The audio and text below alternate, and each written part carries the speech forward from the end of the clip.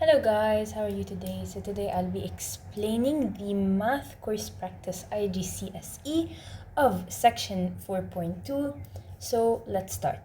The function given by y is equal to minus 8x to the power of 3 plus 24x minus 10 has two local extreme values. These two local extreme values, how do we find the local extreme values? First thing we're gonna do actually is we're gonna find the derivative, but there's gonna be a small difference. We're not gonna be using the derivative to find the slope. No, instead we're gonna be using the derivative to find the two local extreme points. So you can either use the derivative to find the slope or the extreme point. So this is our function. We're going to take the derivative. It's going to be minus 24x to the power of 2 plus 24.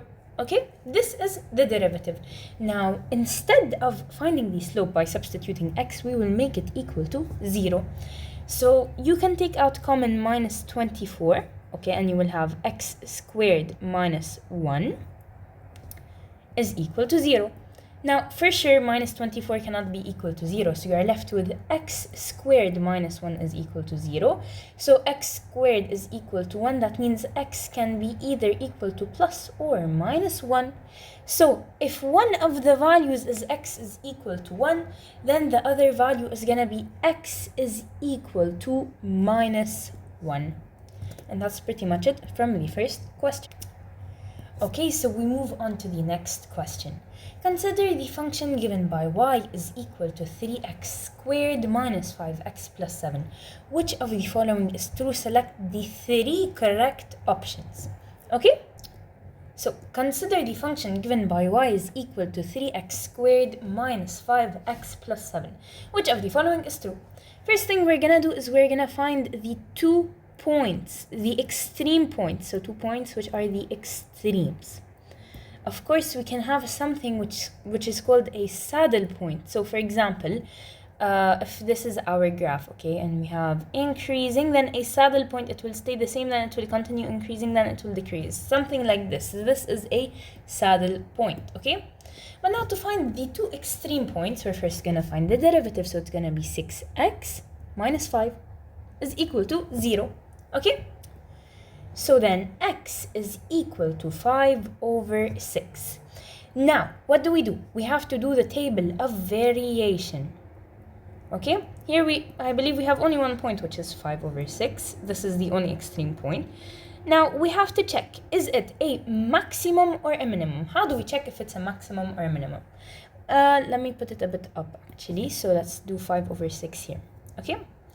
We are going to choose 2 points. 1 point less than 5 over 6, 1 point greater than 5 over 6. So instead of thinking what number is less than 5 over 6 and a number greater than 5 over 6, no need to do that. You can just put what is less than 5, 4, so 4 over 6. What is greater than 5, 6, so 6 over 6. Just play it like that, okay?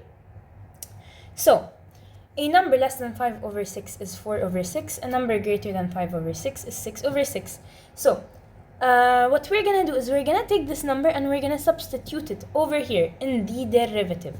If the derivative gives us a negative point, then it's going to be decreasing. If it gives us a positive point, then it's going to be increasing. So it's going to be 6 times 4 over 5. Okay? Minus 5 is a negative point, so it's going to be decreasing. Okay? However, sorry, not 4 over 5, 4 over 6, my bad. So it's still going to be a negative point, it's still going to be decreasing. But if we did 6 over 6, it's going to be a positive point, so it's going to be increasing. So this, we call it what? We call it a minimum. Alright? So now we have that it is a local minimum. Alright? So first of all, the derivative is 6x minus 5. If you chose a number less than 5 over 6, it's going to be negative, okay? And this function is a local minimum. So first thing we can take is that when the number is less than 5 over 6, we're going to have a negative number. Next thing we can take is that the derivative So you remember that our derivative was 6x minus 5. And then finally, any value that is greater than 5 over 6 is positive or it is increasing. Increasing means positive, decreasing means negative. So that's it for question number 2. We move on to question number 3. So again, we have a function and we need to choose 2 correct points. So we're going to take this, we're going to find the derivative.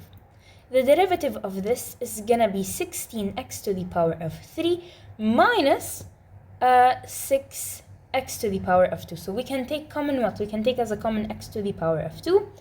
And we will be left with 16x minus 6, okay? So you can get x squared is either equal to 0, so make them both equal to 0, or 16x minus 6 is equal to 0. So then, as an answer, you're gonna get that x is either equal to 0 or that x is equal to 3 over 8, because 16x minus 6 is equal to 0, 16x is equal to 6, x is equal to 6 over 16, simplify it, you get 3 over 8. Now we have to apply the table of variation, but here we have 2 values, so we're going to put here and here. Okay? We have the value 0 and 3 over 8. 3 over 8 is definitely greater than 0.